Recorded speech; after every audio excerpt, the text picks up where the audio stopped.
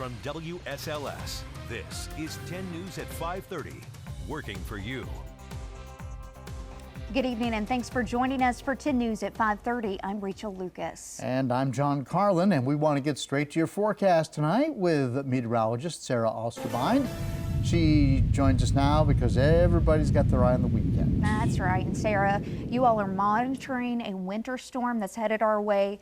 What do we know for this weekend so far? Well, guys, I'll tell you what, it is quite the system moving towards us. We have been seeing all sorts of outcomes come from this system, including snow, freezing rain, sleet, all of the above mixed in it. So we are in for a wild couple days in the weekend. That said, I do want to shift gears and talk about tonight as well as tomorrow and the days before that, before we get to the storm. But that said, looking at the winter worries, we are going to be seeing some widespread snow, icing potential, slick roads, power outages. So wanted to get that in there right before I talk about the next couple days that we have ahead of us, because we do have a clear couple days, and that is pretty important when we are preparing for this storm that is already seeing winter storm watches across the entire region. All across the region, we're seeing these winter storm watches. So getting ready for this system, we are going to want to get prepared. Tonight's lows are going to be in the 20s and 30s. Roanoke getting down to 33, New River Valley down to 29, and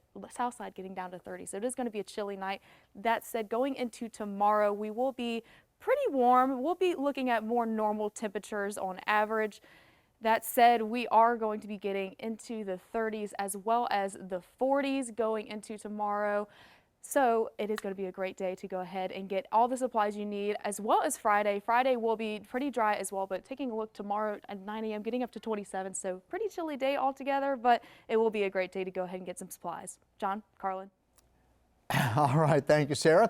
Supplies it is, and you can stay weather aware while you're on the go by downloading the 10 News Weather Authority Alert app to get to your phone and also your smart devices. You can scan the QR code you see on your screen, or you can download them on your app store on whatever phone you have. House Speaker Mike Johnson's praising President Trump's address at the World Economic Forum. At a press briefing after Trump's remarks Wednesday, Johnson backed the president's pledge to not use military force to take Greenland. He has said that we will not have troops involved in Greenland, and as I had been saying for days, no one ever anticipated or expected that would be necessary. The president and I talked multiple times over the weekend. I know right where his head is on this, and I'm glad he's articulating that for all of our friends over there. Johnson also assured reporters that the final round of government spending bills will pass in spite of calls from many Democrats to hold up the funding of the Department of Homeland Security over recent controversial ICE activity. And facing criticism on his desire to acquire Greenland, late this afternoon, President Trump said that he has a framework of a future deal to own the island territory, but it is not with the country that controls Greenland. At a speech in Davos today. Now they all think I'm doing the right thing because... Amid high tensions, President Trump delivered a fiery speech to a Davos audience filled with world leaders rattled and on edge over his push to take over Greenland. Would you like me to say a few words of Greenland? We need it for strategic national security and international security. But he says he won't use force to get it. We probably won't get anything unless I decide to use excessive strength and force where we would be, frankly, unstoppable. But I won't do that. He is calling for immediate negotiations for the U.S. to acquire Greenland. Greenland has been a territory of Denmark for more than 300 years. But the U.S. did occupy the island in World War II, when Germany invaded Denmark. After the war, the U.S. military stayed, but control went back to Denmark. The Arctic island is rich in natural resources and key to shipping channels to the Arctic. It's the United States alone that can protect this giant mass of land, this giant piece of ice. Trump attacking world leaders and allies during his remarks. And I love Europe, and I want to see Europe go good, but it's not heading in the right direction. Now leaders pushing back. We're going to keep our cool in this and find a way to work together with our American friends where we're not going to be blackmailed. Today, the European Union stopping work on the trade deal it struck with the U.S. last summer, saying given the escalating tariff threats, it has no choice. The chairman of the EU International Trade Committee says sovereignty and integrity is at stake, business as usual is impossible.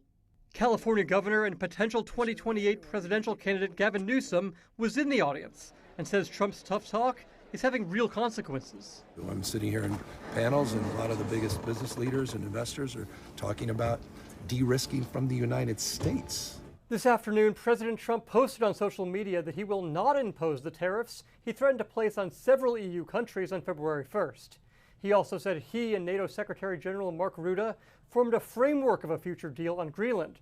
But it's important to note this post is based on a conversation with NATO's leader, not with Denmark's, which controls the Arctic island. Gary Grumbach, NBC News, Washington. At least 4 times during the speech, the president misidentified the island nation as Iceland and not Greenland. Tune into NBC Nightly News. We'll have more information on this story.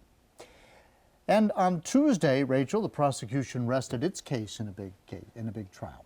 Exactly. It was the double murder trial of Brendan Banfield. Now, Banfield is accused of killing his wife, Christine, and a man as part of an alleged plot while he was having an affair with his family's au pair. Prosecution witnesses who took the stand over 4 days included the au pair, Juliana Margulies. Banfield's defense began to present its case today. Banfield is facing life in prison if convicted of any of the 4 aggravated murder counts. There's a major escalation in the battle over the ongoing ICE raids in Minnesota. The Justice Department has issued grand jury subpoenas on several top Democrats in the state, including Governor Tim Walz and Minneapolis Mayor Jacob Frey. And it comes at a top as a top member of the administration is set to visit that city. NBC's Maggie Vespa's in Minneapolis. The spotlight on Minneapolis is about to get even bigger, with NBC News confirming via a source familiar with the plans that Vice President J.D. Vance is expected to travel here tomorrow for remarks and a roundtable discussion with community members and local leaders. That's according to, again, that source familiar who didn't name names, meaning it's unclear which local leaders they're referring to and if any of them will include the top Democrats who yesterday received subpoenas from the Justice Department, including Minnesota Governor Tim Walz, Minneapolis Mayor Jacob Frey, Minnesota's Attorney General Keith Ellison, all of whom are now blasting the move. Governor Walz calling the tactic baseless and saying about the DOJ's investigation into whether he's impeded federal officers that it's, quote, political theater. Minneapolis Mayor Jacob Frey posting, quote, every American should be concerned. Now, this comes as today marks 2 weeks since an ICE officer fatally shot Renee Good. At a press conference yesterday, the president saying about that shooting, he, quote, felt horribly when he found out what had happened. He called it a tragedy, and he also admitted in a separate comment that ICE sometimes makes mistakes, adding they're dealing, quote, with rough people. Although, overall, the president defending the agency, defending the overall mission, touting 3,000 arrests in recent weeks, largely of people who he says had criminal records. Similar messaging from ICE and Border Patrol leaders here on the ground in Minneapolis, and when pressed about broader concerns about officers' tactics, including those who are detaining U.S. citizens, U.S. Border Patrol Commander Gregory Bavino telling reporters those tactics are, quote, born out of necessity. U.S. and Canada set for epic women's hockey showdowns when these rivals will collide for gold in Italy. You might not think of it, but this might actually be the greatest rivalry in sports. It's the United States and Canada in women's hockey. That's right. These two countries are on a collision course for gold in Italy again. Chris Agan has more.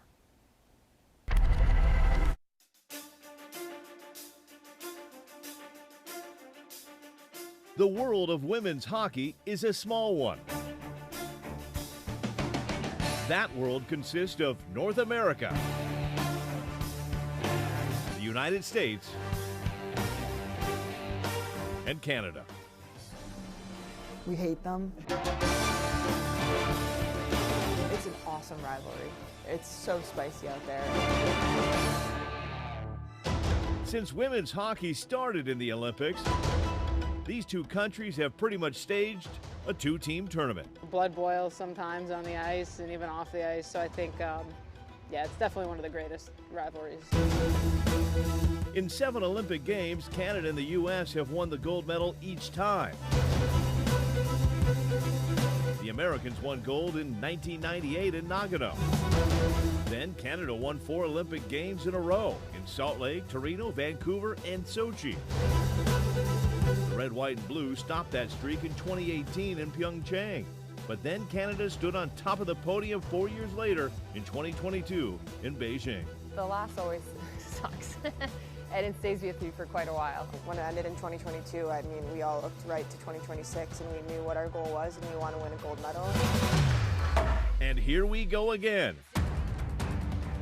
This time it's a showdown in Milan this February. This is their Stanley Cup and Olympics, and everything is all wrapped up into one as far as their dreams are concerned, and this is the tip of the iceberg for women's hockey. And it should come down to the U.S. and Canada yet again. The possibility of beating the Canadians to win Olympic gold is what keeps Team USA coming back to the rink every day.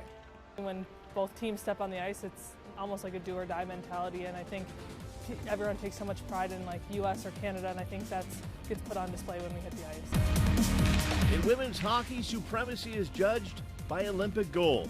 Add some bad blood, rich history, and the best players in the world, and you have one of the best rivalries in sports. All right, looking forward to the Olympics yet, right? Both teams are facing off for their first game on February 5th.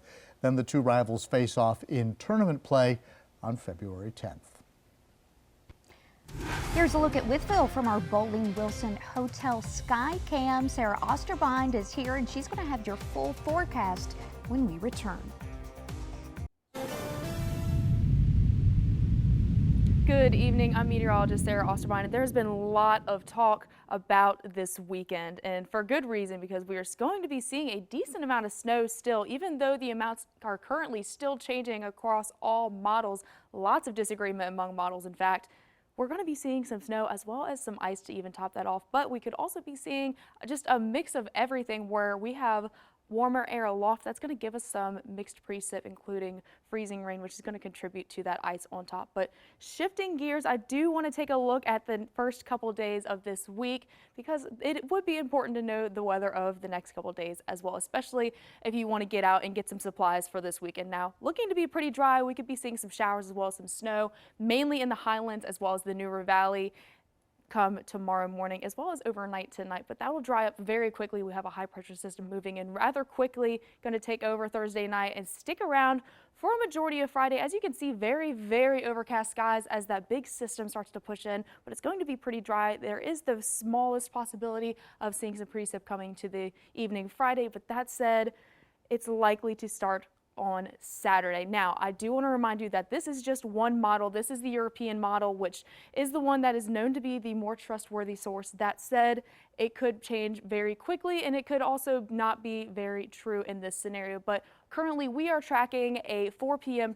on Saturday start time for the showers, and we're going to have those start to fade into more of a mix, it seems, overnight into Sunday morning. That said, it could also change going into Sunday afternoon. So take this with a grain of salt, because as of right now, the lead times for the change to mix is still up in the air. That said, we are pretty confident that it is going to dry up by Monday morning, except for the areas in the highlands as well as some portions of the New River Valley. So taking a look at this is our leeway time example for this weekend. Seeing snow start around 4 p.m. as well as those frigid temperatures are going to stay in play from this current period until the end of this weekend, even into the first portion of the week. But we're expecting that snow to start to slow down between noon and 4, start to see more ice come in the afternoon of Sunday, and then we're still going to see those frigid temperatures, and the mix is likely to start early Sunday into the afternoon hours of Sunday. So definitely something to look out for.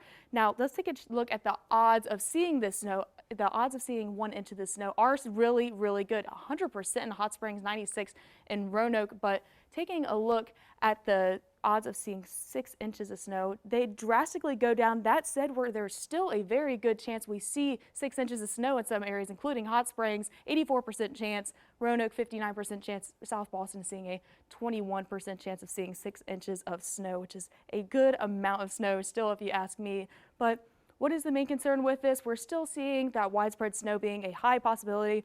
The biggest worry right now is the ice that is coming with it. And of course, with the ice, we have a fear of slick roads as well as power outages. So make sure you stay prepared for this coming event because it is going to be a doozy. And those temperatures are going to stay very cold over the next couple days going into the first portion of the week. So whatever happens is going to be a problem lasting into the first portion of the week. Temperatures tonight getting into the 30s. Now taking a look at your 7 days. Once we get into the weekend, we'll see those temperatures drop yet again, giving us more snow odds. Once we get to Monday, it'll dry up a bit, but we'll see precip odds jump back into play on Wednesday. Stay tuned for more after the break.